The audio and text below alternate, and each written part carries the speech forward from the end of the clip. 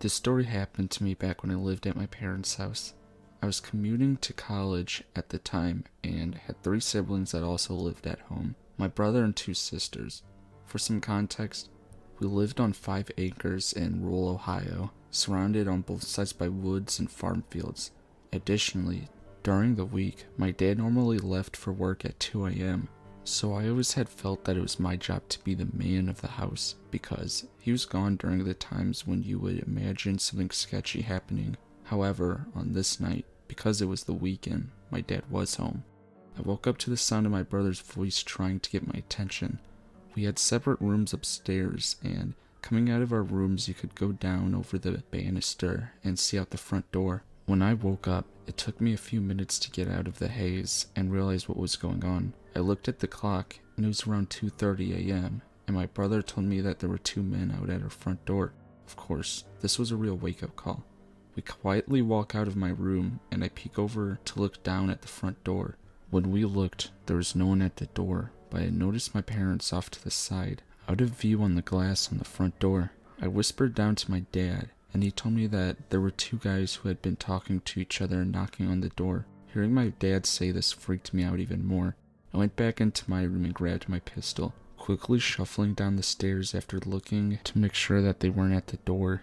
If they had been, they would have easily seen me coming down the stairs, as it is in direct view of the door. My brother is right behind me as we head over to where my parents are, whispering and trying to find out what was going on. My parents had woken up to our dog barking and come out to see these 2 men knocking loudly at the door. At this point, we see the men return, and they begin knocking again, despite the fact that no one had come to the door and our dog is still actively barking. The fact that they were there at this time, in a location where houses are spread out hundreds of yards and still knocking while the dog was barking, made the situation even more terrifying. After a couple minutes, the men walk away, and we all shuffle across the kitchen into the family room to peek out the windows into our driveway, which is lit up by our outside light. There was a black Cadillac sitting there, but no one was inside from what we could see. Immediately, the question was, where did those guys go? They weren't in their car, and they were no longer at the front door. Unfortunately, we figured out the answer when the handles on our back French doors started juggling. They were actively trying to enter the back of our house, which enters the kitchen. At this point, I just remember my mom frantically saying, "David!"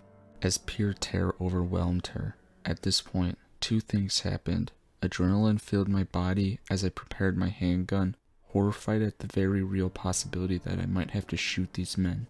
Secondly, my dad finally grabbed the phone, calling the police, and calmly told them what was happening. Thankfully, after a minute of jiggling, they stopped at the back door and disappeared again, only to return to their knocking at the front. However, at this point, several minutes had gone by, and suddenly we saw the local police fly up in multiple cruisers with their lights on. As they whipped into our driveway and front yard, the 2 men bolted away, attempting to run the long way around the house across the driveway.